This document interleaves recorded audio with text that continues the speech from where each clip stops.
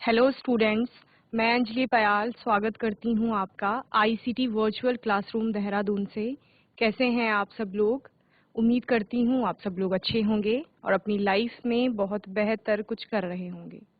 आज हम बात कर रहे हैं क्लास 10th के साइंस की, और जैसा कि चैप्टर 5th हमने इसमें स्टार्ट किया है, जो कि है पीरियडिक क्लासिफिकेशन ऑफ एलिमेंट्स। ठीक है, यानी तत्वों का आवर्त वर्गीकरण। तो हम तत्वों का वर्गीकरण यहाँ पर देख रहे थे, यानी कि क्लासिफिकेशन। ठीक है, तो सभी तत्वों को अलग अलग तरह से क्लासिफाई किया गया। ठीक है, जैसे कि हमने किसका, सबसे पहले हमने डोबेराइनर का देखा। उन्होंने क्या कहा, उन्होंने परमाणु द्रव्यमान के बढ़ते क्रम में अरेंज कर दिया और ट्रायड के अंदर रखा, यानी समूह में सिर्फ उन्होंने 3 ही तत्व रखे जिनके गुण उन्होंने बोला समान होंगे।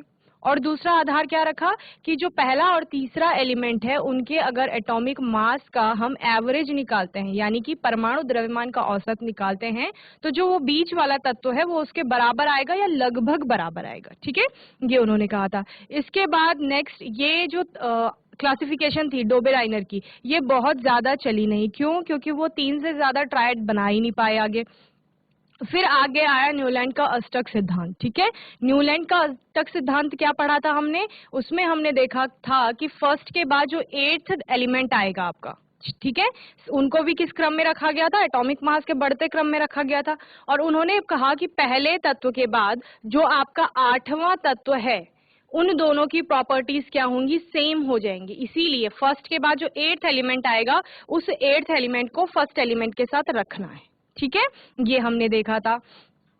अभी हम न्यूलैंड के अष्टक सिद्धांत में और आगे कई चीजें पढ़ेंगे आज के सेशन में। ठीक है, और फिर उसके बाद हम कुछ और साइंटिस्ट की क्लासिफिकेशन देखेंगे रिलेटेड टू एलिमेंट्स। ठीक है, यानी कि तत्वों से संबंधित जो वर्गीकरण दिए हैं साइंटिस्ट ने, उनको समझेंगे।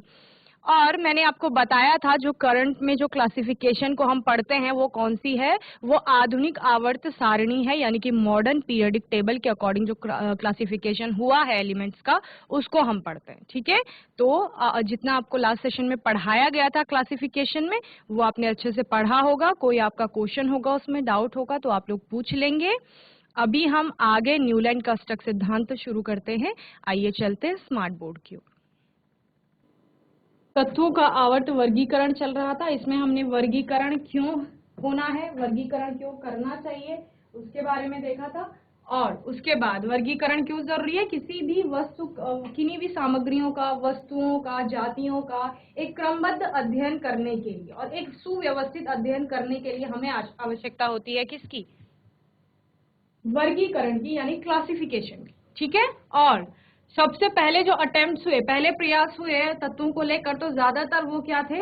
वो उनके परमाणु द्रव्यमानों के बढ़ते हुए क्रम में उनको ज्यादातर क्लासिफिकेशंस में लगाया गया था। ठीक है, तत्व आपको पता है कि सेम टाइप ऑफ एटम से मिलकर के बना हुआ होता है, यानी कि एक तत्व में एक ही समान परमाणु होते हैं। और डोबेराइनर का ट्रायड आपने देखा था। डोबेराइनर का ट्रायड क्या कहता है? त्रिक सिद्धांत। त्रिक यानी तीन तत्व हैं, उसमें एक समूह में जो आएंगे और उन तीनों तत्वों के गुण समान होंगे लगभग, और उसके अलावा उनमें क्या संबंध था कि उनको परमाणु द्रव्यमान के बढ़ते क्रम में लगाया गया था। और फिर हम फर्स्ट और थर्ड एलिमेंट के परमाणु द्रव्यमान का अगर औसत निकालते हैं तो वो बीच के द्रव्यमान के लगभग बराबर आता है। ठीक है, अब इसका सीमा क्या थी, इसकी लिमिटेशन? यह पद्धति सफल नहीं रही क्योंकि उस समय तक ज्ञात तत्वों में केवल 3 त्रिक ही ज्ञात हो सके। जितने तत्व उस टाइम पर 1817 के टाइम पर खोजे गए थे, उन तत्वों में 3 ही ट्रायड बन पाए थे। ठीक है, और ट्रायड बन ही नहीं पाए थे। उनकी जो उन्होंने अपने सिद्धांत में आधार रखा था, उन आधारों पे। ठीक है, न्यूलैंड का ऑक्टेव प्रिंसिपल क्या कहता है कि यहाँ इंक्रीजिंग एटॉमिक मास का ऑर्डर लिया जाएगा, यानी कि परमाणु द्रव्यमान का बढ़ता क्रम लिया जाएगा। और परमाणु द्रव्यमान के बढ़ते हुए क्रम में हम क्या देखते हैं कि पहला जो एलिमेंट होगा, यहाँ पर हाइड्रोजन पहला है, हाइड्रोजन के बाद जो 8th नंबर का एलिमेंट आएगा, यानी 8वें नंबर का, अगर हम उसको किसमें लगाएंगे? परमाणु द्रव्यमान के बढ़ते क्रम में लगाएंगे, तो 1 2 3 4 5 6 7 8वें नंबर पर जो होगा। ठीक है, तो फर्स्ट के बाद 8वें नंबर का जो एलिमेंट होगा, तो पहले और 8वें के जो गुण होंगे उनमें समानता देखने को मिलेगी, इसीलिए उनको एक समूह में रखा गया। ठीक है। ये जिस प्रकार से क्या होता है, जिस प्रकार से जब क्या सीखा जाता है, संगीत सीखा जाता है, तो उसमें सा रे गा मा पा धा नी के बाद सा रिपीट होता है। ठीक है, तो सा क्या है, पहला भी है और आठवां भी है। उसी प्रकार से उन्होंने कहा कि तत्वों में भी क्या होगा, पहले के बाद जो आठवां तत्व होगा उन दोनों के गुणों में समानता देखने को मिलेगी और इसीलिए उनको एक समूह में रखा गया। Okay, assumptions and limitations. ठीक है, यानी अवधारणाएं क्या थी उसकी, और अवधारणाओं के बाद क्या यह जो सिद्धांत था या क्लासिफिकेशन जो उन्होंने दी थी वो चल पाई या नहीं। ठीक है, तो the law was applicable for element with atomic masses up to 40। ठीक है, उन्होंने क्या किया कि जो उन्होंने क्लासिफिकेशन दी वो सभी तत्वों के लिए एप्लीकेबल नहीं हो पाए। उन्होंने ऐसा नहीं, उन्होंने कहा कि फर्स्ट और एट्थ का गुण समान होना चाहिए, लेकिन जो 40 एटॉमिक मास थे, 40 तक जिनका एटॉमिक मास था तत्वों का, वो सभी तो इस लॉ के अंतर्गत आ गई। जब उन्होंने ये आधार रखा तो उसके अंतर्गत आ गए, लेकिन 40 से ऊपर जिनका एटॉमिक मास था वो इसमें नहीं आ पाए। ठीक है, यानी उन पर ये गुण लागू नहीं हुआ या ये रूल लागू नहीं हुआ कि उनका रिपीट हो रहा है वहां पे प्रॉपर्टी फर्स्ट टू एट्थ में। Okay, then properties of new elements discovered did not fit into the law of octave। ठीक है, properties of new elements discovered यानी कि जो नए तत्व, अब तत्व तो खोज तो डेली चलती रहती है, हम यहाँ पर पुरानी चीजें पढ़ रहे हैं, तो पर कहीं ना कहीं हमारे आसपास या फिर हमारे कंट्री से बाहर या किसी भी कंट्री में नई नई खोज चलती रहती है, वैज्ञानिक जो है वो नई नई चीजें खोजते रहते हैं। तो उस टाइम में भी डोबे राइनर के समय में जो तत्व थे उसके बाद कुछ और नए तत्व खोजे गए और तत्व लगातार खोजे जा रहे थे, उनकी खोज हो रही थी। तो यानी जो नए तत्व अब खोजे गए थे, जिनकी डिस्कवरी हुई थी, वो इस ऑक्टेव के लॉ में, ऑक्टेव प्रिंसिपल में फिट नहीं बैठ रहे थे। ठीक है, and in a few cases Newlands placed two elements in the same slot to fit elements in the table। Newland ने क्या किया कि कुछ गुणों में समानता प्रदर्शित होने के कारण से किसी किसी केस में एक ही टेबल में कुछ ज्यादा टू एलिमेंट्स को, एक से ज्यादा एलिमेंट्स को क्या कर दिया, फिट कर दिया या उनको वहां पर स्थान दे दिया। ठीक है, and he also grouped unlike elements under the same slot to know more about Dobereiner's triad and Newlands law of octave. ठीक है, उन्होंने क्या किया कि अनलाइक एलिमेंट्स, जो सेम तरह के एलिमेंट्स नहीं थे, यानी कि जिनके गुणों में समानता नहीं थी, उन गुणों को भी एक साथ रख दिया। ठीक है, तो ये आपके क्या हो गए, कुछ अजम्पशंस हो गए और कुछ लिमिटेशंस हो गए। जल्दी से नोट करेंगे फिर आगे बात करेंगे।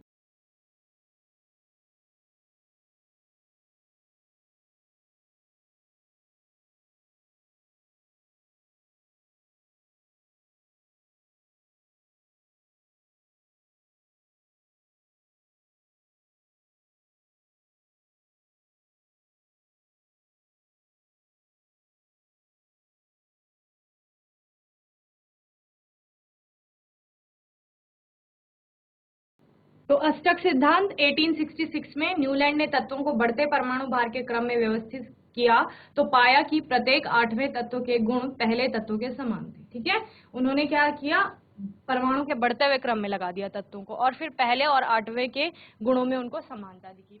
यह कार्य सबसे कम परमाणु द्रव्यमान वाले तत्व जो कि हाइड्रोजन है वहां से शुरू किया और 56th जो तत्व था थोरियम, वहीं पर इसे खत्म किया गया। ठीक है, तो उन्होंने इस पुनरावृत्ति की तुलना संगीत के अष्टक से की, इसलिए इस सिद्धांत को न्यूलैंड का अष्टक सिद्धांत कहा जाता है। ठीक है, जो मैंने कहा कि सारे गामा पा में जो 7 सुर होते हैं उनके साथ इन्होंने क्या किया था, उसको रिलेट किया था, इसीलिए वहां पर आठवें सुर की क्योंकि पुनरावृत्ति होती है, यहाँ पर भी आठवां जो तत्व होगा वो क्या करता है, गुणों में समानता दिखाता है पहले तत्व की।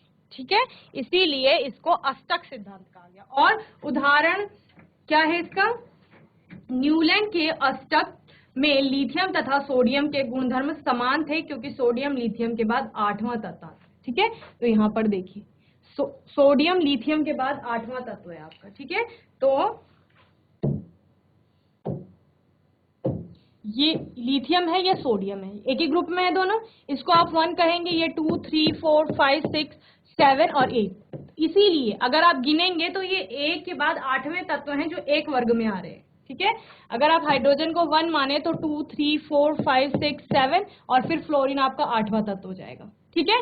बेरिलियम को 1 माने 2 3 4 5 6 7 8, मैग्नीशियम 8वां तत्व हो जाएगा। तो यानी एक के बाद 8वां जो तत्व आ रहा है वो सारे एक के समान गुण प्रदर्शित कर रहे हैं, इसलिए उनको सेम किसमें रखा गया, समूह में रखा गया। इस प्रकार ये समूह है, ओके। और समूह में यानी मैंने आपको बताया था समूह क्या है, वर्टिकल जो आपकी लाइंस है, वर्टिकल कॉलम्स है, उनको समूह या वर्ग ग्रुप कहा जाएगा, ठीक है। वही उनमें क्या हो रही है, समानता प्रदर्शित हो रही है गुणों में। तो ये था, चलिए नोट करेंगे जल्दी।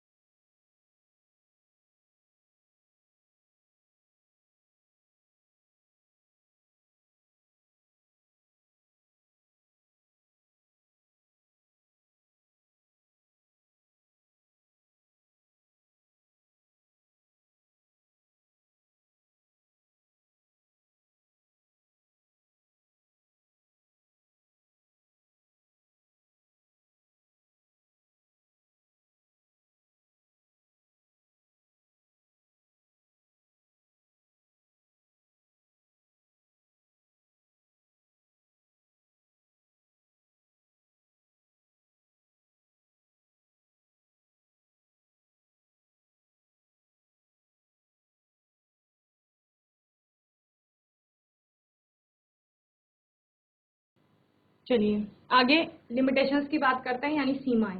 सीमाएं क्या क्या थी, ठीक है।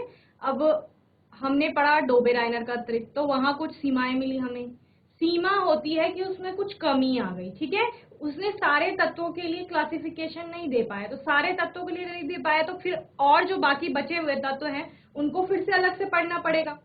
तो बात तो वही हो गई ना कि पहले भी हम कह रहे थे कि हम अलग अलग तत्वों को पढ़ रहे हैं, उनको क्लासिफिकेशन की आवश्यकता है, लेकिन क्लासिफिकेशन के लिए कुछ ऐसा मजबूत आधार नहीं मिल पा रहा है कि जो सारे तत्वों को या फिर नए जो तत्व खोजे जाएंगे, क्योंकि खोज तो चलती रहेगी, नए नए तत्व बनते रहेंगे, तो उनको भी उसमें शामिल कर सकें, ऐसी एक क्लासिफिकेशन की आवश्यकता थी। तो डोबेराइनर ने 3 ट्रायड बनाए, उसके बाद उनका जो क्लासिफिकेशन था वो फेल हो जाता है।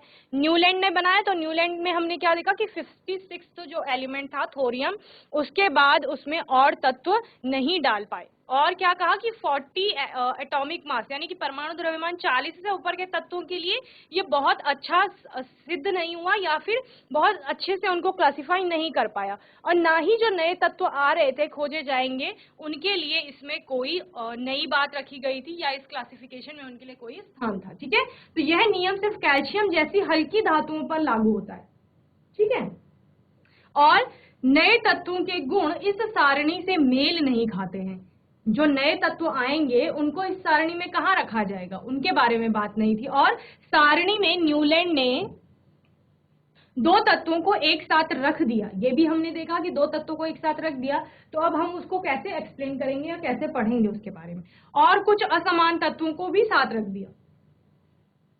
2 तत्व जिनकी तो सिमिलर थी प्रॉपर्टीज, उनको तो साथ रख ही दिया चलो, लेकिन कुछ कुछ जगह पर ऐसा किया गया कि जहां पर असमान गुणों वाले तत्वों को भी साथ रख दिया गया। तो ये सारी इसमें कमियां थी। उदाहरण के लिए क्या है, कोबाल्ट व निकिल उस स्तंभ में रख दिए जहां फ्लोरीन और क्लोरीन थे, ठीक है। और लेकिन इनके गुणधर्म उन दोनों तत्वों से अलग थे, समझ रहे हो।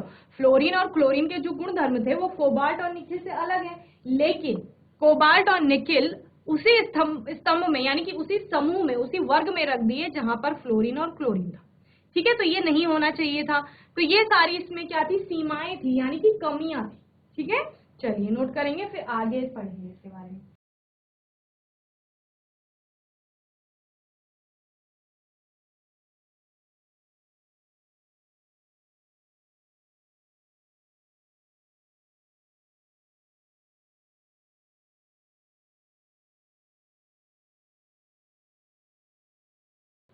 ये हो गया न्यूलैंड का अष्टक सिद्धांत। इसके बाद नई क्लासिफिकेशन आई किसकी, मेंडलीव की, ठीक है, मेंडेलीव की आवर्त सारणी, मेंडेलीव या मेंडेलीव भी कहीं कहीं का नाम आता है, तो आप मेंडेलीव भी लिख सकते हैं और मेंडेलीव भी, ठीक है। The physical and chemical characteristics of elements are a periodic function of their atomic mass, ठीक है। तो मेंडेलीव ने क्या कहा, जो उन्होंने न्यूलैंड का अष्टक सिद्धांत देखा, जब वो अस्वीकार हो गया, अस्वीकार मतलब कि उसमें लिमिटेशंस आ गई, कमियां आ गई, ठीक है।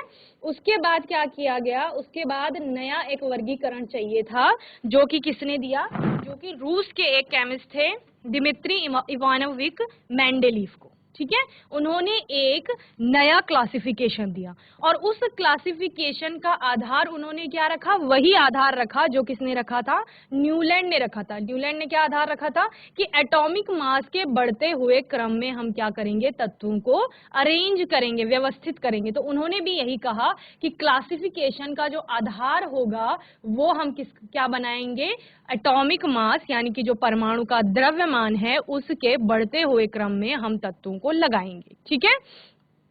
इसके बाद in accordance with Mendeleev's periodic law, Mendeleev organized the element in ascending order of their atomic masses after classifying them according to their atomic masses, ठीक है। उन्होंने क्या कर दिया, एटॉमिक मासेस के बढ़ते हुए क्रम में उनको अरेंज कर दिया। The physical and chemical properties of elements are periodic functions of their atomic weight, ठीक है। अब उनको भी कहीं ना कहीं पर एटॉमिक मास के बढ़ते हुए क्रम में तत्वों के बीच कुछ समानताएं दिखी, ठीक है, यानी कि रासायनिक और जो भौतिक गुण थे उनकी समानताएं दिखी, और उसके आधार पर उन्होंने फिर क्या किया गया, उन्होंने अपनी एक सारणी बनाई, ठीक है। सारणी यानी क्लासिफिकेशन, टेबल बनाई उन्होंने अपनी। तो क्या किया गया, उन्होंने अपनी सारणी में तत्वों को उनके जो मूल गुणधर्म थे और परमाणु द्रव्यमान तथा रासायनिक गुणधर्मों में समानता के आधार पर क्या किया, अरेंज किया, ठीक है। चलिए नोट करिए, फिर हम देखते हैं किस प्रकार से इन्होंने तत्वों को रखा था सारणी में।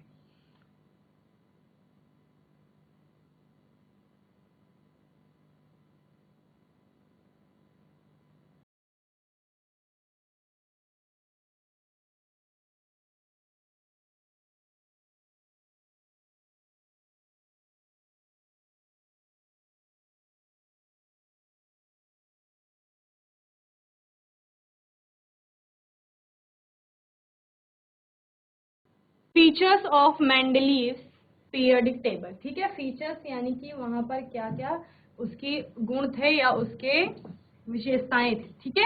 12 horizontal rows which were condensed to 7 known as period, ठीक है। 12 हॉरिजॉन्टल रोज बनाई गई थी, हॉरिजॉन्टल यानी कि 36 आपके रेखाएं बनाई गई थी बाद में, जिनको विच वर कंडेंस्ड टू 7, जिनको कि कितने में, 7 में फिर क्या किया गया, कंडेंस किया गया, ठीक है। तो 7 क्या हो गए, 36 पंक्तियां हो गई, ठीक है। और 8 vertical columns known age group.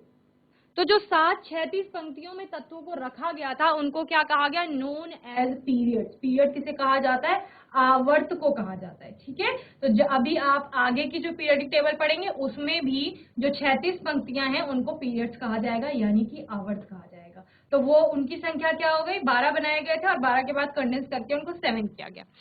8 vertical columns known age group, यानी कि 8 ऊर्ध्व स्तंभ बनाए गए थे जिनको कि समूह स्तंभ या ग्रुप कहा गया, ठीक है। तो उनकी संख्या कितनी थी, 8 थी। Then group first to 7th subdivided into A and B subgroup. Group first to 7th यानी पहले से लेकर जो 7वां क्या था, ग्रुप था, उनको क्या किया गया, सब डिवाइडेड यानी फर्दर डिवाइड किया गया और उनका डिवीजन हुआ, और किसमें हुआ, ए और बी सब ग्रुप्स में। यानी फर्स्ट है तो फर्स्ट का फर्स्ट ए फर्स्ट बी बनेगा, फिर सेकंड का सेकंड ए सेकंड बी, इस तरीके से क्या किया गया, इस तरीके से क्लासिफिकेशन किया गया। Then group 8 doesn't have any subgroups and contains 3 elements इन,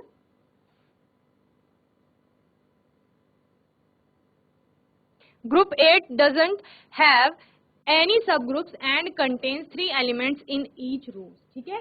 क्या कहा गया, ग्रुप 8 जो था उसमें कोई सब ग्रुप नहीं था, लेकिन उसमें क्या थे, 3 एलिमेंट्स इन ईच रो, प्रत्येक रो में 3 एलिमेंट्स थे। Elements in the same group exhibit similar properties. Elements in the same group, एक ही वर्ग में आने वाले तत्वों की जो गुण धर्म थे उनमें समानता देखने को मिल रही थी। ठीक है, तो ये सारे फीचर्स थे इसकी मेंडलीव की आवर्त सारणी। ओके,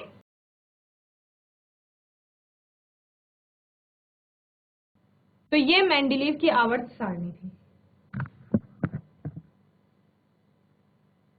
तो यहां पर आपको क्या दिख रहे हैं, ये आपके हैं ग्रुप, ये फर्स्ट ग्रुप, ये सेकंड, ये थर्ड, ये फोर्थ, ये फिफ्थ, सिक्स, सेवेंथ, एट। तो ग्रुप ऐसे हैं, ऊर्ध्व स्तंभ। ओके, पीरियड्स क्या है, पीरियड्स ये हैं, ये फर्स्ट पीरियड है, ये सेकंड पीरियड, ये थर्ड, फोर्थ, फिफ्थ, सिक्स।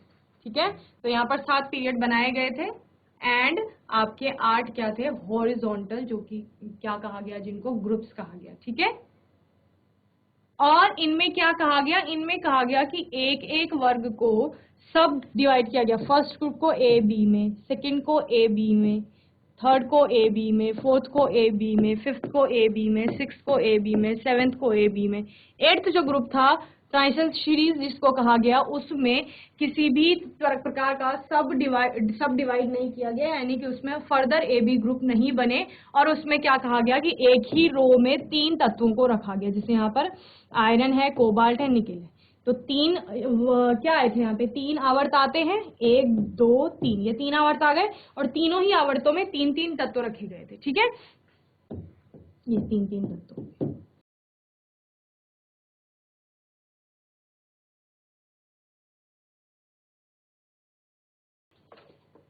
यहां पर आपका ऑस्मियम, इरिडियम और प्लेटिनम आएगा।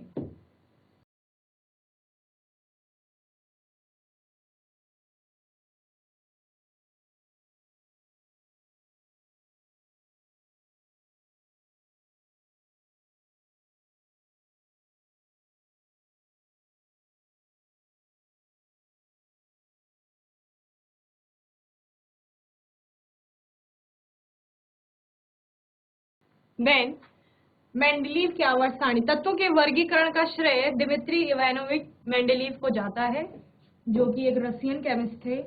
तत्वों के आवर्त सारणी के प्रारंभिक विकास में उनका महत्वपूर्ण योगदान है और मेंडलीव ने अपनी सारणी में तत्वों को उनके मूल गुणधर्म, परमाणु द्रव्यमान व रासायनिक गुणधर्मों में समानता को आधार बनाकर व्यवस्थित किया है। तत्वों के भौतिक तथा रासायनिक गुण इनके परमाणु द्रव्यमान के आवर्त फलन है और इसमें 8 ऊर्ध्वाधर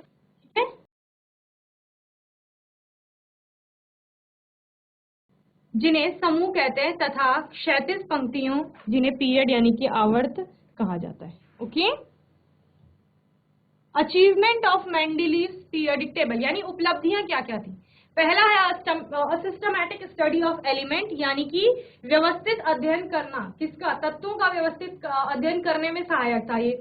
दूसरा, करेक्शन ऑफ एटॉमिक मासेस, यहाँ पर परमाणु द्रव्यमान में करेक्शन किया गया था कहीं कहीं पर, यानी कि कुछ परमाणु द्रव्यमान गलत बताए गए थे पहले, तो उनको सही किया गया। And prediction of properties of yet to be discovered elements, यानी कि जो तत्व अभी तक खोजे नहीं गए थे, जो खोजे जाने थे या जो फ्यूचर में खोजे जा सकते हैं, उनके जो गुण थे, उन गुणधर्मों के बारे में एक प्रिडिक्शन किया गया था पहले से ही। ठीक है, and placement of noble gases, noble gases जो थी यानी अक्रिय तत्व जिनको कहा जाता है, उनको भी प्लेस किया गया था। ठीक है, ये सारे क्या है, अचीवमेंट है। Elements with similar properties were grouped together that made the study of their chemical and physical properties easier. ठीक है, पहला जो पॉइंट है कि सिस्टमैटिक स्टडी, तो वो कैसी होगी, क्योंकि समान गुणधर्म वाले तत्वों को एक साथ रखा गया था और एक साथ रखने की वजह से जो अध्ययन करना होगा वो आसान हो जाएगा। हर एक तत्व को अलग अलग से नहीं पढ़ना पड़ेगा, बल्कि क्या होगा,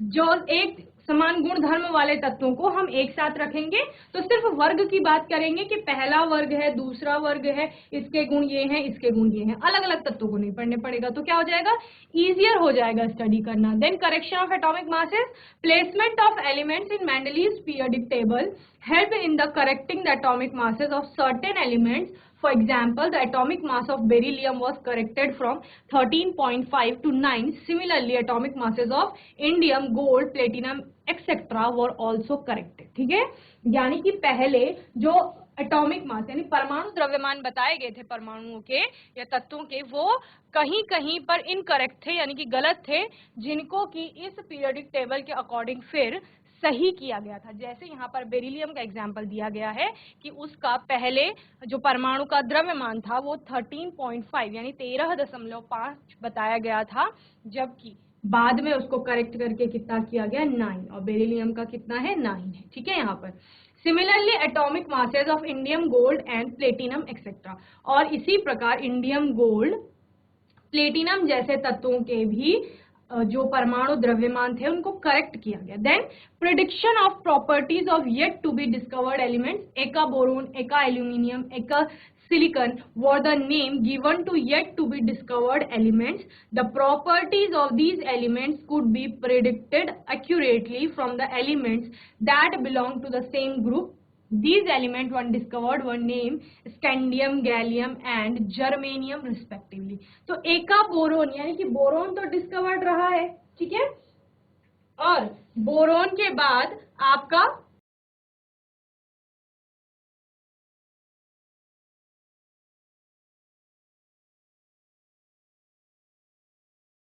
जैसे एका बोरोन है, तो एका बोरोन से क्या समझते हैं कि बोरोन के बाद आने वाला तत्व, एका एल्यूमिनियम, एल्यूमिनियम के बाद आने वाला तत्व, एका सिलिकॉन, सिलिकॉन के बाद आने वाला तत्व। तो यानी जो तत्व खोजे गए थे उनके बाद स्थान रखा गया कि यहाँ पर कोई और तत्व आएगा तो उसको उसी तत्व के जो पहले खोजा गया है, जैसे बोरोन खोजा गया था उस वर्ग में, और बोरोन के बाद आपका स्कैंडियम आना था, तो स्कैंडियम के लिए जगह छोड़ करके एका बोरोन या एका एल्यूमिनियम इस तरीके से नाम दिए गए। ठीक है, एका एक संस्कृत वर्ड है जिसका मतलब आप जानते हैं कि आगे आने वाले तत्व की बात हो रही है। ठीक है,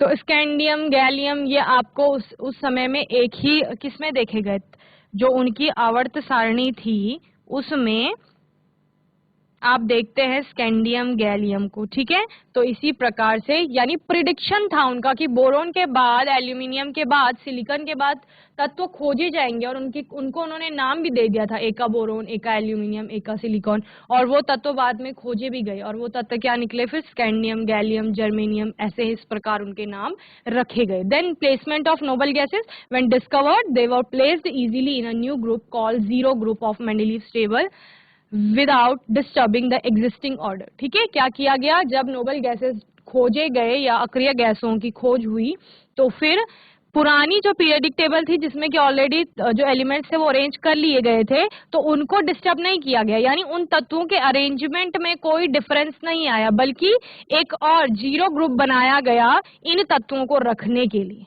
ठीक है, तो उस शून्य समूह के अंदर जो हमारी अक्रिय गैसेस हैं उनको रखा गया था। ठीक है, तो ये आपके सारे अचीवमेंट थे मेंडलीव्स पीरियोडिक टेबल की, यानी कि ये बातें सही थी उस टाइम पे भी, जो आज हम पढ़ रहे हैं तो कुछ कुछ हद तक ये सारी बातें आज भी हम पढ़ते हैं, तो ये अचीवमेंट हो गई उनकी उपलब्धि। तो तत्वों के गुणों का क्रमबद्ध अध्ययन, समान गुणधर्म वाले तत्वों को एक साथ रखा गया है, और तत्वों की खोज, अज्ञात तत्वों के लिए रिक्त स्थान छोड़े गए थे, जैसे कि स्कैंडियम के लिए, गैलियम के लिए, जर्मेनियम के लिए स्थान छोड़ा गया था। पिछली व्यवस्था को छोड़े बिना ही अक्रिय गैसों का पता लगने पर इन्हें अलग समूह में रखा जा सकता था। ओके, और ये सारी क्या थी इनकी अचीवमेंट्स थी। ओके, चलिए आगे, limitations of Mendeleev's periodic table. अब लिमिटेशंस क्या थी, यानी कि अब ये जो क्लासिफिकेशन है ये भी क्यों फेल हो गई उसके बारे में पढ़ेंगे, यानी इसने भी सारे तत्वों को क्लासिफाई क्यों नहीं कर पाई है, मतलब फिर भी कुछ तत्व छूट गए जो कि इस क्लासिफिकेशन में नहीं आए, या फिर कुछ कमियां रह गई अभी भी कि क्लासिफिकेशन या वर्गीकरण उस तरह से नहीं हो पाया जैसा कि एक सिस्टमैटिक तरीके से होना चाहिए था। तो इसमें क्या क्या था लिमिटेशन में, position of hydrogen, hydrogen resemble both the alkali metals first A and the halogen seventh A in properties, so Mendeleev could not justify its position। तो जो हाइड्रोजन की पोजीशन थी उसको जस्टिफाई उसको जस्टिस नहीं मिला, या हम क्या बोल सकते हैं कि उसको उसका स्थान नहीं मिल पाया। वो रिजेंबल करता है नहीं, समानता प्रदर्शित करता है किससे? फर्स्ट ए के जो एल्कली मेटल्स होते हैं उनसे भी, और सेवेंथ ए के जो हेलोजेंस हैं उनसे भी वो रिजेंबल करता है, यानी कि उन दोनों से ही वो समानता दिखाता है।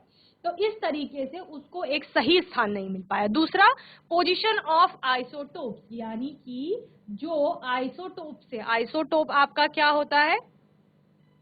समस्थानिक। समस्थानिक को सही पोजीशन नहीं मिल पाई थी, यानी कि उनको स्थान नहीं मिला था। और एनोमेलस पेयर्स ऑफ एलिमेंट्स, यानी कि cobalt has higher atomic weight but was placed before nickel in the periodic table, यानी कि कुछ कुछ तत्व ऐसे थे कि परमाणु द्रव्यमान का बढ़ता हुआ क्रम तो लगाया गया था, लेकिन बढ़ते हुए क्रम से क्या समझते हैं? जिसका परमाणु द्रव्यमान कम होगा वो पहले आएगा, लेकिन कहीं कहीं पर ज्यादा परमाणु द्रव्यमान या परमाणु भार वाले तत्वों को पहले रखा गया था, जैसे कि कोबाल्ट का परमाणु भार ज्यादा है, उसको पहले रख दिया, और निकिल का कम है इसलिए उसको बाद में रख दिया। और placement of like element in different group, एक समान गुणधर्मों वाले तत्वों को अलग अलग ग्रुप में रखा गया था, जैसे प्लेटिनम और गोल्ड हो गया, इनमें सिमिलर प्रॉपर्टीज होती हैं लेकिन इनको अलग अलग समूह में रखा गया था।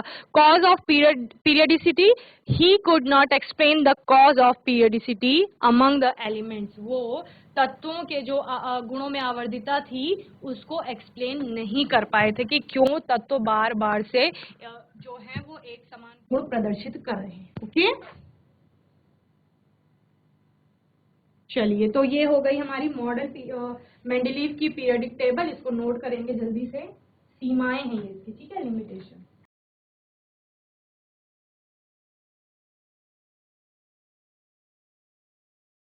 आज के सेशन में हमने क्या पढ़ा? आज के सेशन में हमने न्यूलैंड का अष्टक सिद्धांत पढ़ा, यानी कि ऑक्टेव प्रिंसिपल ऑफ न्यूलैंड, और मेंडलीव की आवर्त सारणी देखी कि मेंडलीव ने किस प्रकार से वर्गीकरण किया। तो दोनों के वर्गीकरण में समानता क्या है कि परमाणु द्रव्यमान का बढ़ता हुआ क्रम रखा गया, ठीक है। अष्टक सिद्धांत में सिर्फ पुनरावृत्ति कही गई है कि पहले के बाद 8वें तत्वों के गुण समान हो जाएंगे, ठीक है। लेकिन यहाँ पर जो हम मेंडलीव का पीरियोडिक टेबल देखते हैं वहां पर ऐसे कोई अष्टक सिद्धांत यानी ऐसे नहीं कहा गया कि पहले के बाद 8वें तत्व के गुण समान होंगे, बल्कि वहां पर सीधे सीधे वर्ग और आवर्त में तत्वों को विभाजित या फिर वर्गीकृत कर दिया गया है, ठीक है। और इसकी सीमाएं भी हमने देखी, तो सीमाएं देख ली, तो यानी मेंडलीव के बाद भी अभी एक और हम क्लासिफिकेशन पढ़ेंगे। मेंडलीव की जो पीरियोडिक टेबल थी वो बहुत हद तक सही मानी गई, लेकिन उसके बाद एक और बेहतर क्लासिफिकेशन की आवश्यकता थी क्योंकि इसमें भी कई सारी सीमाएं आ चुकी थी। ओके, तो इस प्रकार से आपको पूरे चैप्टर को अच्छे से रिवाइज करते रहना है जितना पढ़ाया गया है, और अपनी पढ़ाई को अच्छे से करते रहना है। कोई डाउट होगा आपका, कोई क्वेश्चन होगा तो आने वाले सेशन में आप लोग पूछ लेंगे। ओके, और तब तक के लिए आईसीटी वर्चुअल क्लासरूम से जुड़ने के लिए धन्यवाद।